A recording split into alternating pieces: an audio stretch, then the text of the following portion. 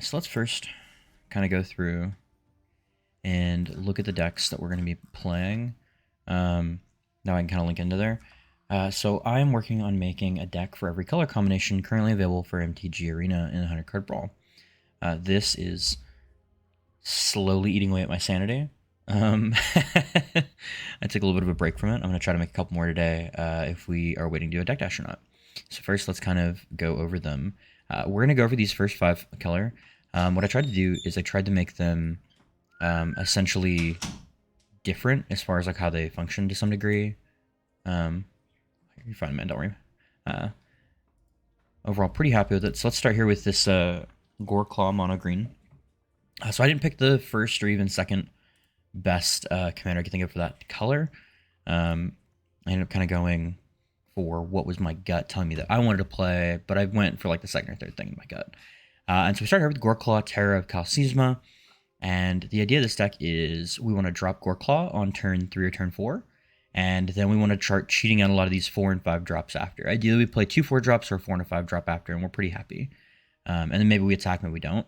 Those of you who don't know, Goreclaw's main ability is creatures that have power 4 greater cost 2 less to cast. So for instance, 2 mana 4/4 Vigilance Deathtouch Haste is a good card. So to kind of help facilitate that, we put in a lot of mana ramps in the 1 and 2 slot. We of course put in our Llanowar Elves, and the Gilded Goose, the best 1-drop mana dorks right now. And we put in some really good 2-drops. We went Illusion Carotid, synergizing well with the main part of our deck. Incubation Druid being something we can use our extra mana for. Into the North being a good 2-mana drop that guarantees us into a turn 3 Goreclaw. Paradise Druid, Tangled Forehedron, Arcane Signet, Cold Steel Heart, Mindstone. So we kind of went pretty into there. We decided to go for Snow, primarily for Into the North, being able to take a Snowland, and Blizzard Brawl, both these being incredible finds in mono green. And then, of course, we picked a pretty good removal suite as far as things like Crossing Grip. We have all of our fight cards, and the idea here is to try to, punch our way through with our big boys, and use some of our boys themselves punch through. Of course, we have my new pet card, the Tarrasque. He's kind of been hanging out here. He gets a fight through, and it's just a big beefy blocker. We put him in over Galta. That was one of our final cuts. Craterhoof Behemoth will win games on his own, even if you don't have a ton of stuff out. Even playing an 8-drop that will effectively come in as like a 6/6 haste isn't bad, and gets better for each other creature you have with Trample.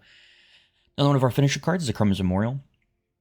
Flying First Strike, Vigilant, Trample, Haste, Pro Black, Pro Red is really good, turning basically each of our cards into a really disgusting questing beast off the top end. With other things like Thorn Mammoth and Kogla trying to clear the way at our top end. Old Gnawbone allowing us to like potentially play into some big swings. Getting Old Gnawbone out on turn. So essentially you can Goreclaw into Old Gnawbone. And we can have some really disgusting turns off of that. So we'll kind of see how that works. I may want to mess with the land base a little bit more. Because we had a lot of stuff that we wanted to make sure didn't come into play tapped. We're not really running a lot of the tapped lands. So I kept pretty lenient as far as this one went. I didn't want to go too heavily into it so people could experiment with the land base themselves. And that is mono green. Next up, we have mono black. This is Ghoul Color Gisa. Really fun card. It is, of course, zombie tribal. And the idea here is she can sack creature to create zombies where X is that power. So essentially, worst case scenario, you have a zombie token in play. And Gisa can sacrifice a zombie to make 2 more zombies. That's the low end for it. Which isn't bad. And it is instant speed. So as long as you're not targeting Gisa herself, you can do a lot. So we kind of went with things with that kind of zombie theme and a couple fun top end cards around that. So of course, we have a lot of great removal that comes in black. Soul Shatter, Murderous Rider. Some of our card drop options are Aurora versus Locktwain. So this does double duty in this deck with potentially getting out a ton of zombies at once to trigger the life drain triggers, and being able to sack those zombies for card draw. Brix Arena is just considered card draw. Things like Sign and Blood you saw on our episode talking about good card draw in black. I rate this card very highly. With some more of the cards that can potentially help win us the game based on some of our creatures and artifacts in play. Of course, we put in Gary. Is a zombie, has synergy, and will also trigger. Potentially, we can also sack him, bring back in the graveyard, things like that. Liliana over here can bring back creature cards and also deals with zombies. Leon's Majesty will buff all our zombies and, of course, give us zombies. So it's a 5-drop, make 2/3/3s, which is actually pretty good on its own. So it's synergistic with the deck. And then open the graves for our non-token creatures to then make tokens. At our top end of this one, we are kind of just focusing on potentially getting a big Gem Palm polluter out without them knowing it. I think this card can really sneak off stuff. I've played this to great effect in zombie decks in the past. Command the Dread Horde to bring back their stuff if they've got like better rates than we do, or bring back some of our key cards. Leona Dread Horde General gives us some more card draw, as well as can be removal, more zombie generation. It's just like is a win con on its own. Bolas Citadel is very thematic to the zombie theme, and I think can also just let us kind of go off. We don't have a ton of life gain effects, but that's okay. We will be able to get to 10 permanents fairly easy, I feel, with Gisa. Of course, put in Shouldered for Reanimation, and what zombie deck is it without Rise of the Dark Realms, where we actually get back all of our creatures. Pretty interesting. As far as some of our things we're a little worried about, Crippling Fear is a card that we made sure to put in here for removal, because anything that's not a zombie will get -3/-3, and that allows us to have potentially a one-sided board wipe against other aggressive decks, which I'm a huge fan of. Of course, we did put in Languish as our other kind of thing, because it does pretty much destroy everything we have, except for, I want to say, Bantu. And of course, put in Crux of Fate for just a wipe the board of all creatures. Unfortunately, we're not really running any dragons. That's fine, but this does allow us to potentially get some fun little one-offs. If somebody is playing dragons, we can actually destroy all dragons instead, leaving us to another one-sided board wipe. I settled for that over potentially something else that was a little more limited. Since we need to have at least some options for if we fall behind. We could board wipe into a Rise of the Dark Realms, board wipe once we've got a Lily play. You know, there's a lot of things we can kind of do there. As far as other lords go, of course, we have Death Priest and Mercule to give the +1/+1 and potentially create skeletons. Then we also have our other lord. Where did he go? Death Baron over here. Overall, pretty happy with it. I think that this deck is going to have some really fun, explosive turns. We don't have a ton in the way of ramp. Of course, we have our best 2-drop ramp spells. Forsworn Paladin acting as a way to get treasure tokens really quickly in the early game. Shambling Gas for treasure tokens and zombie synergy. And that's kind of what we're going with. We also have Lord of the Curse for another lord. I'm interested to kind of see how this deck does. I feel like it's got a lot of easy top end. And of course, we did drop in one Flexion Predator. We're playing mono black. There's no reason not to play this, because it becomes a incredibly hard to play around card for them.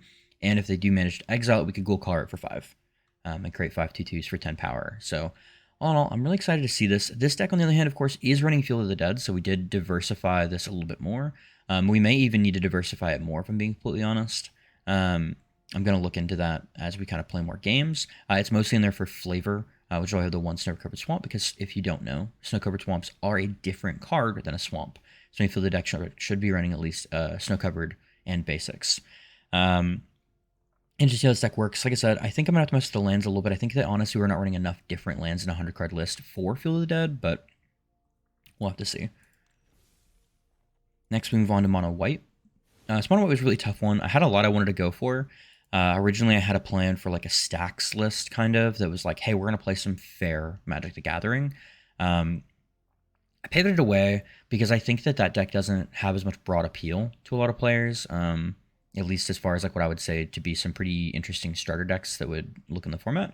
So instead we went with God Eternal Oketra, and we still kept some of the things of like playing Fair Magic, and we'll go over those in a minute. But essentially, we decided to go for this, you know, not quite zombie themed. We're not really leaning too much into the zombies on this one, but we do have a lot of cheap creatures that'll put a bunch of 4/4s, and we know that Oketra is going to be really sticky. So if we know that we have board presence, things like that, we can put Oketra back in the deck if we don't want to pay the 2 more. It's really hard to remove Oketra permanently, and so we have essentially ways to come back from board wipes. Of course, we have a card that I am super high on in mono white, or any deck that doesn't have blue, Mana Tithe. I think that this deck generally, if you draw it in the early to mid game, can really keep your opponent out of it, or can give you a huge tempo swing if played at the correct spot where your opponent's not expecting it. It does lose value if you're playing on a group of people that have more, that know more about it. Like my friend group is now picking up the fact that I really just play this card a lot. So we are running as much of the mana ramp type stuff as we can. So of course we do have Gift of Estates to try to get mana if we go second or in the end. Loyal Warhand to try to ramp up as well. We've got Cold Steel Heart, Mind Stone, Arcane Signet to try to ramp up there. And we also have a bunch of 3-drop mana, which first time we haven't seen a lot in this. Because our God Eternal Oketra is a 5-drop, it's really important that by turn 3, we have dropped our mana ramp so we can get a turn 4 God Eternal Ketra. So that's why we're able to put in turn 3 mana ramp, unlike the previous 2 decks, because we're more focused on getting her out on turn 5, or on turn 5 getting her and then a 1 or a 2 drop out. So Monument also kind of works with this as well with the casting a creature spell. It's pseudo ramp, only ramping our creatures, but since we do have a lot of 2 and 3 drop creatures with pips, colorless pips, it can allow us to double spell our creatures and does allow us to grow the board with it as well. Of course, we are running pre-zombie Oketra. I feel like it'd be a flavor fail for me to deck with Oketra without it. I think that we also, since both Oketras do want to go wide, it gives us another thing. And another indestructible card in the deck I think can be really strong, especially since in the late game, this can just pump out Warrior Creatures of Vigilance, which can then make this Oketra come in pretty big. So, of course, we did put in Shadow Spear, as I think that Trample synergizes incredibly well with Double Strike, so it works with both Oketras. We added a couple more artifacts that might be able to give Maul the Skyclaves gives evasion, things like that. We do have our standard, ECD, Banishing Light as far as removal goes. And then another thing for card draw that I think is white is very tough on is we need to build around the fact that we are mono white. So our card draw is not the best. We put in things like the Immortal Sun, Dreamstone Hadrian to get bigger card draw. We also have things like Inspiring Commander, Mentor of the Meek, Hedron Archive, and Solemn Simulacrum. And these are both ways to kind of give us some kind of card draw. We also have in a few things as well that are going to essentially treat us as anthems. Paladin class can protect us during our turn to keep counters from coming out, can ramp, can pump things that have evasion and give them double strikes. We effectively have multiple double strikers going. We, of course, have our good old board wipes in Day of Judgment, Cleansing Nova. I think that in mono white, it's important to run at least several board wipes. You have options. Obviously, we're of course running a Chromos Memorial in this deck as well, as we are a creature-focused deck, and I think this is one of the best top ends you can have. As, no offense, dropping this and then dropping God Eternal Ketra has us swinging in for a 3 power double strike with Trample, Haste, Vigilance, and really just kind of like increases the overall power of a lot of the keywords that we already have on our creatures. One of the fun tech cards in this deck that I'm really excited for is Schnorn.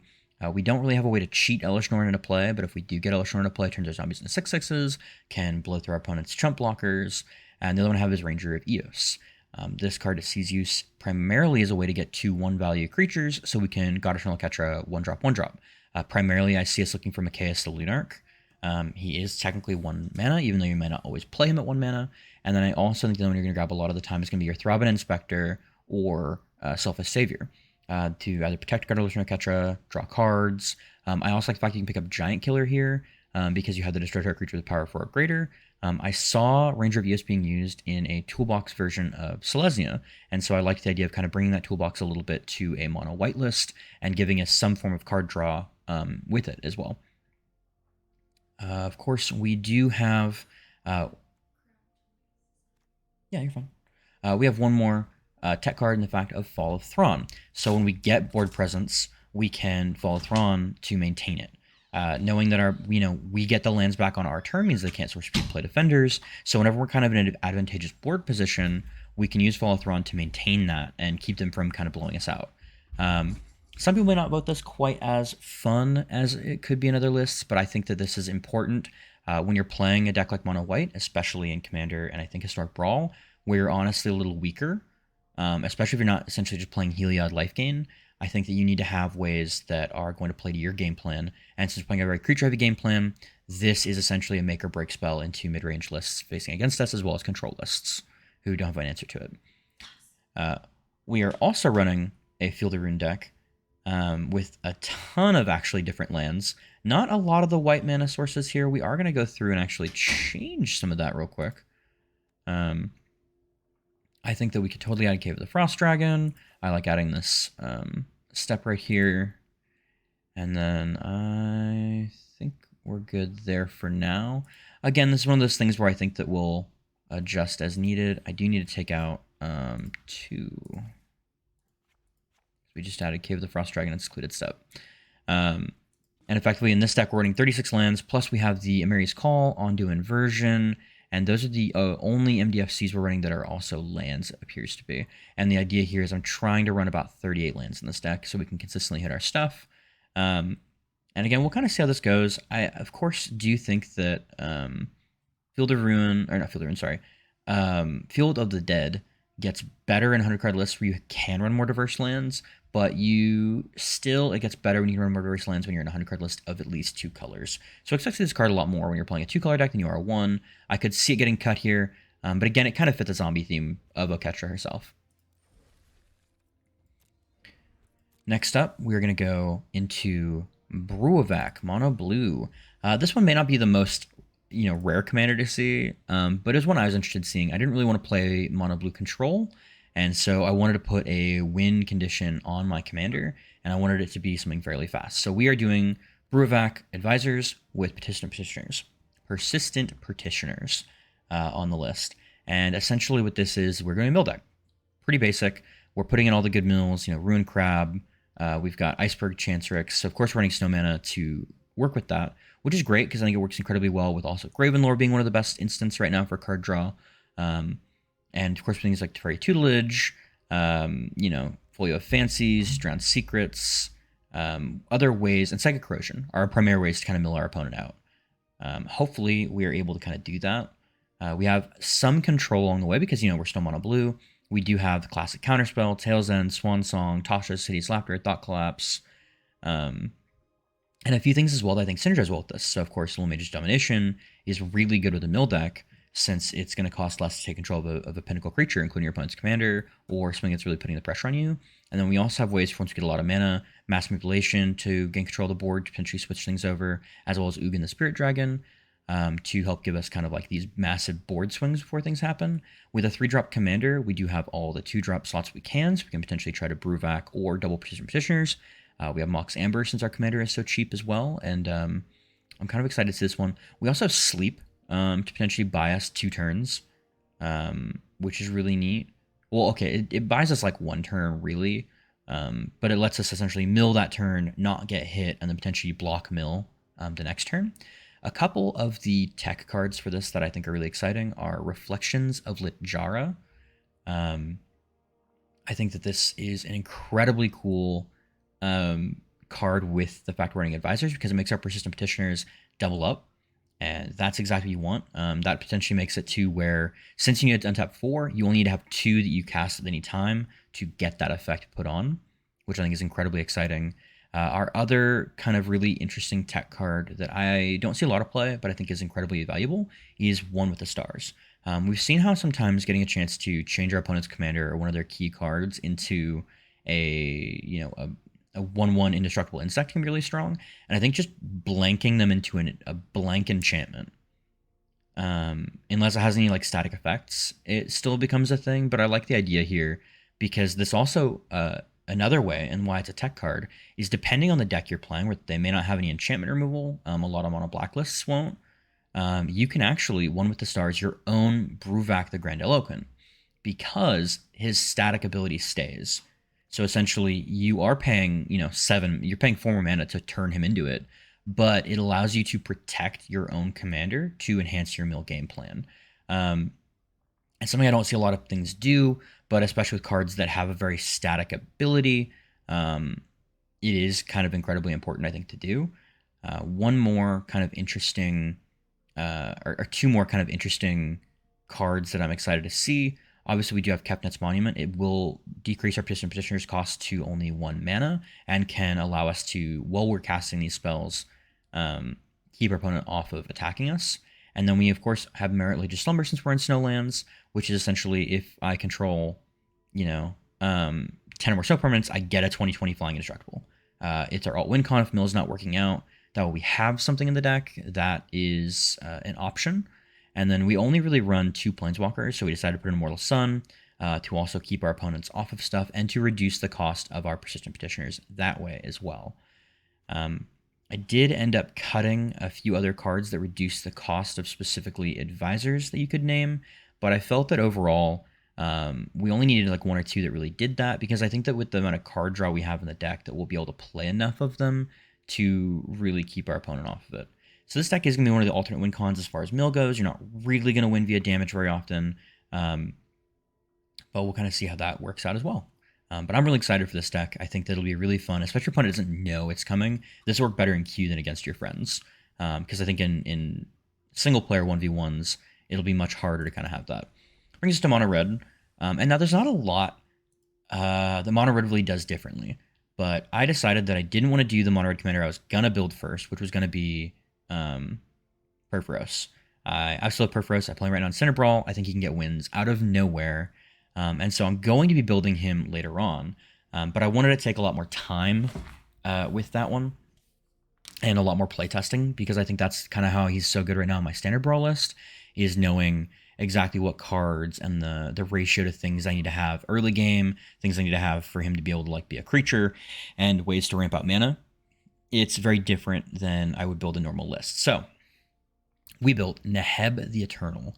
Love this card. I'm going to be building Minotaurs at some point. I'm such a fan. I decided to build him in honor of Minotaurs doing a 5-0 in the Legacy League the week this video comes out, which I was really excited for. So here we go. He has Afflict 3, which is essentially when he's blocked, they lose 3 life. And then post-combat phase, you add 1 for each life your opponent lost turn. So essentially, he is a ramp commander in mono red.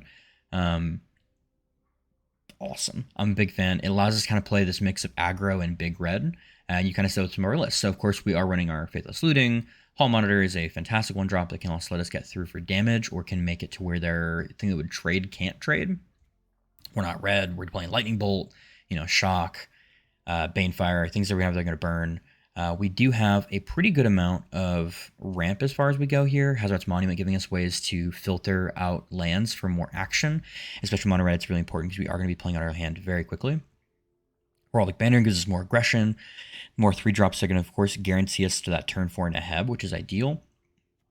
Our fantastic options, we're going to be attacking or playing Naheb a lot, so Tome of Legends becomes incredibly valuable in this matchup, as well as I think that since we're going to be racing our opponent, I have Vecna as an incredible resource as well. The 2 life is pretty much mitigated by the fact that we're trying to be the beatdown constantly. Things to do, or things to help initiate this to add mana. So we put things like Thermo Alchemist in, a couple of like pingers, pinga type effects like Firebrand Archer as well. Things that will just 1, 2, 3, maybe a couple, maybe we do like a Lightning Bolt to face. So main phase 2 we get more mana added in. And it's important to note why I'm kind of doing these, because that allows, so for instance, say with Thermo Alchemist, that turns Lightning Bolt into a 1 mana into 5. So it turns into a better Seething Song, essentially.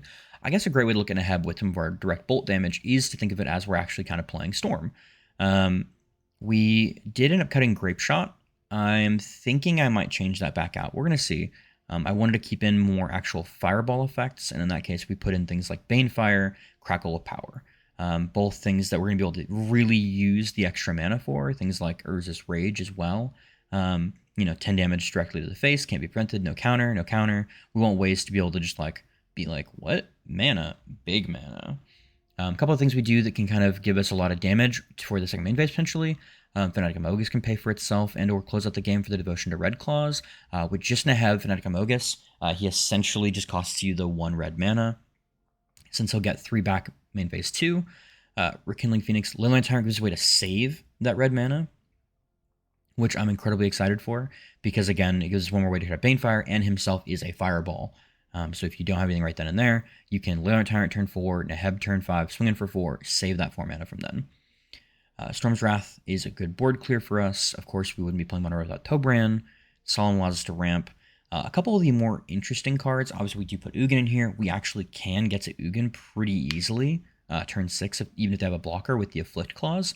So as long as Naheb with 6 toughness is really good at surviving, if he can swing in, that means that on turn 6 we can actually have 9 mana, which is enough to Ugin and potentially wipe anything low. We can do a lot of stuff. Fire Emancipation can be really good. Unfortunately, Afflict is not triggered since it's loss of life, but I'm still really happy that Fire Emancipation can turn Naheb into a mana generating machine. Of course, put a couple hasters in there as well with Urbrax the Hidden, giving all of our stuff haste. He replaced Perforos in this list because I wanted to use Urbrax. I'm a big fan of the Praetors. Cavalier Flame can buff our creatures and give haste, as well as, of course, we have Inferno to do something with that mana as well. Because, and here's where this is important, is that, so say we Naheb on turn 5. We can then Inferno on turn 6, and that means that already there, we're going to get, assuming they have a blocker for Naheb, we're going to gain the Afflict and 9 mana, And that's 9 mana that we can burn towards something else. Or if we have any mana left over, any extra mana from other things, we can actually get Inferno to the 20 after, during main phase 2 and hit after that. So I think that's an incredibly fun way and another alternate win condition that is essentially like a fireball in itself, because we would just need to generate 14 mana, which, as you can see, it might not be that hard. Of course, Embercleave, because I think it just functions incredibly well and allows us to afflict and then cleave over. Chandra also becomes essentially, a damage source and a board wipe. And Insult allows us to double damage, which essentially doubles our mana, and it's just a whole thing. Of course, we do have to put in some things as tech cards. So a couple of the tech cards we have here: Goblin Rune Blaster. There's no basic land, which can either put your opponent behind on mana, which is you mono red, you want to be ahead as best as you can. It does have haste, so can trigger for Naheb getting to attack in for mana that turn to kind of comp some of his own cost, and as a way for mono red to deal with Field of the Dead outside of just Field of Ruin, which is incredibly important. Furious Rise, since we have Naheb at 4 power, this can give us some kind of card draw for, which I'm really excited about. And that's really kind of the main stuff. Risk factor becomes a lot better because normally you don't just want to take the 4, or normally you just take the 4 and let him draw 3 cards, but now you're taking 4, giving 4 mana. So either you're letting me draw 3 cards, or you're going to take 4 and give me 4 mana. So effectively I'm getting 1 more from risk factor and you're taking damage, which is exactly what I want to do. Things like Soul Seer are incredibly valuable for getting rid of certain targets. And then Anger Gods becomes another way to punish, and Phoenix Sash comes in their haste unit. So I'm really excited to kind of play with this deck. I think it's got a really aggressive game plan. One more thing, actually, sorry, Marauding Raptor. Almost everything we have has more than 2 toughness, except for some of our like very cheap cards. And so it becomes a way to also pseudo ramp out our threats. So Marauding Raptor into a Tobran. Well, okay, not Tobran, actually. I lied. It would kill Tobran. You play Tobran, it gets added +2, I believe, and would kill it. But like things like Rekindling Phoenix, Linen Tyrant, Fanatic Amogus after that can just be really threatening. And he also potentially allows you to turn 3 out on Naheb very quickly, which is just incredibly important, while also then attacking and being on the beatdown. Gutter Snipe allows us to get more damage through as well, and that's kind of the deck. Sorry I got a little skewed there. I was talking for a while. But overall, I am excited to play these. You are probably seeing this with the deck itself if you choose to watch it, or if you want, I will have links to the decks down below. Anyways, thank you for watching the deck tech on these 5. Hopefully I'll have up my next batch of the multicolor deck lists up soon. And I really hope that if you like my content, please give me a like, a follow, and a subscribe. And if you want to, if you want to join my Discord or hit me up at any point like that, I'm always down to play with people. I really love Historic Brawl. It's my favorite game modes. That's going to be coming out, especially 100 card. And so I'm all about trying to help people learn. And if you're wondering why I have a specific number of cards in the deck, I have another video on my channel that essentially is talking about what the ratio of cards is, and I'll be posting another updated version of that for 100 Card Historic Brawl. Anyways, thanks for watching, and as always, be radiant.